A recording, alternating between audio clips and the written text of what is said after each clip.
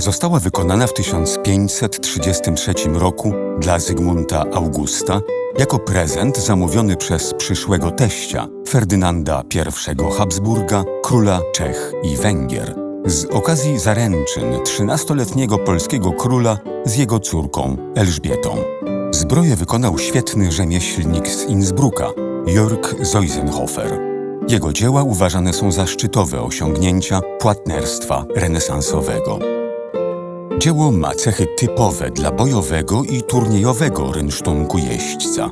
Jednocześnie, dzięki dekoracyjnemu opracowaniu poszczególnych elementów, stanowi rodzaj kostiumu odpowiadającego standardom renesansowej mody. Doskonale wypolerowana stalowa powierzchnia pokryta została dekoracją przypominającą sieć naciągniętą na ludzką postać. Oczka tej sieci mają kształt rąbów, wewnątrz których zostały umieszczone czterolistne rozety. Zagłębione powierzchnie, a także bordiury okalające poszczególne fragmenty zbroi ozdobiono różnymi formami ornamentu. Opiera się on na zróżnicowanej wici roślinnej, uzupełnianej motywami groteskowymi, smokami, delfinami, rogami obfitości. Ważne miejsce zajmuje tu uskrzydlona półpostać kobieca, którą można interpretować jako Meluzynę, czarodziejkę ze starofrancuskich legend. Istotnym, kluczowym wręcz elementem dekoracji jest monogram z powiązanych liter S, E, umieszczony na napierśniku oraz inicjały S i E na naramiennikach, które należy odczytywać jako Sigismundus i Elizabeth. Imiona te wraz z zapisami archiwalnymi poświadczają związek zbroi z planowanymi w roku 1533 zaręczynami Zygmunta II z Elżbietą Habsburżanką. Zbroja składa się z 12 części: pełnego hełmu z podwójną zasłoną twarzy, obojczyka, napierśnika, naplecznika, 2 naramienników z wydatnymi skrzydłami zespolonych z osłonami rąk, pary rękawic, a także pary pełnych osłon nóg, w skład których wchodzą 2 nabiodrki połączone z nakolankami oraz nagolenniki wraz z trzewikami wyposażonymi w ostrogi.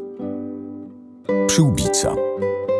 W wawelskiej zbroi kulisty dzwon przyłbicy jest dopasowany do kształtu głowy, osłoniętej od czoła aż po nasadę karku. Jedną z najbardziej charakterystycznych części zbroi jest podwójna zasłona twarzy. Najbogatsza dekoracja została rozmieszczona wzdłuż grzebienia.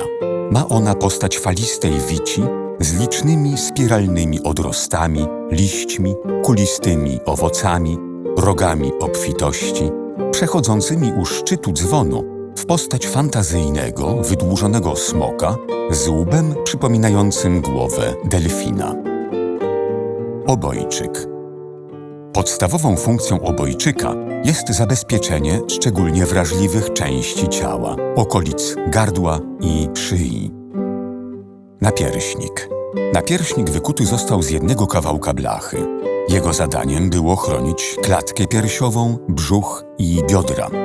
Forma napierśnika i zastosowana na nim dekoracja sieciowa upodabniają go w szczególny sposób do modnego w okresie renesansu sajanu, obcisłego męskiego kaftana, zakończonego poniżej pasa krótką, fałdowaną spódnicą, wykonywanego często z ozdobnych, pikowanych lub nacinanych tkanin.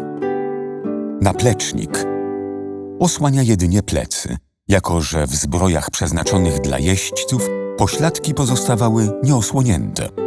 Dekoracja sieciowa, taka jak na pozostałych częściach zbroi, stanowi kontynuację deseniu pokrywającego napierśnik. Ornament dopełniają wydłużone rogi obfitości, naramienniki i osłony rąk. Charakterystycznym dla zbroi Zygmunta Augusta rozwiązaniem jest trwałe połączenie naramiennika z pozostałymi elementami uzbrojenia ręki. Oba naramienniki złożone są z 5 folg, czyli ruchomych pasów blachy, łączonych za pomocą przynitowanych od spodu skórzanych pasków. Wykroje przednich części naramienników różnią się między sobą. W prawym wcięcie pod pachą umożliwiało swobodne operowanie kopią, natomiast po lewej stronie folgi zachodzą głębiej na napierśnik, zapewniając lepszą ochronę.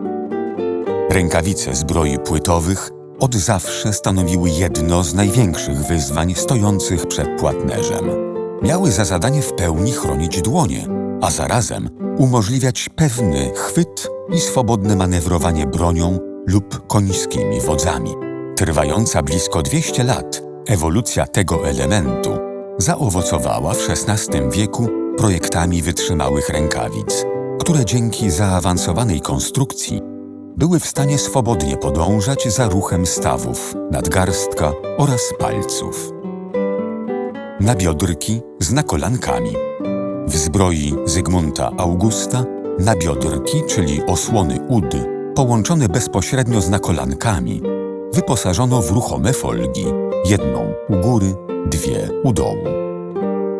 Trzewiki z nagolenicami.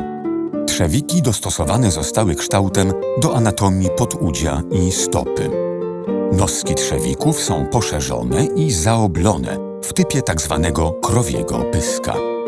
Zbroja, którą Ferdynand I zamówił dla narzeczonego swej córki, nie została Zygmuntowi Augustowi dostarczona z powodu opóźniającej się realizacji umowy małżeńskiej.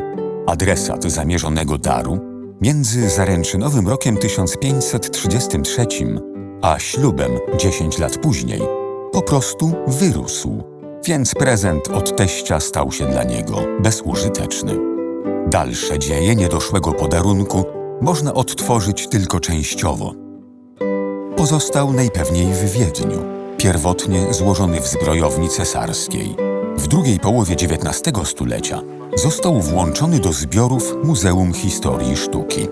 Po I wojnie światowej traktat z Saint-Germain z roku 1919 uregulował podział dóbr kultury i archiwów między państwa będące sukcesorami Imperium Austro-Węgierskiego.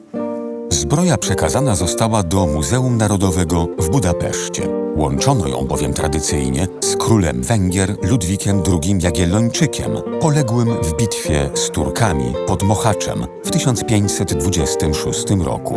W 1939 roku wybitny broniознawca Bruno Thomas opublikował doskonale udokumentowany źródłowo artykuł, w którym powiązał zbroję z Jörgiem Zeusenhoferem jako wykonawcą, Ferdynandem I jako fundatorem i Zygmuntem Augustem jako przewidywanym adresatem. W 2020 roku polski rząd zwrócił się z oficjalną prośbą o rozważenie przekazania zabytku Polsce. Strona węgierska odniosła się do tego przychylnie. Uroczystość przekazania zbroi Zygmunta Augusta odbyła się 17 lutego 2021 roku. Odtąd stanowi ona własność Zamku Królewskiego na Wawelu.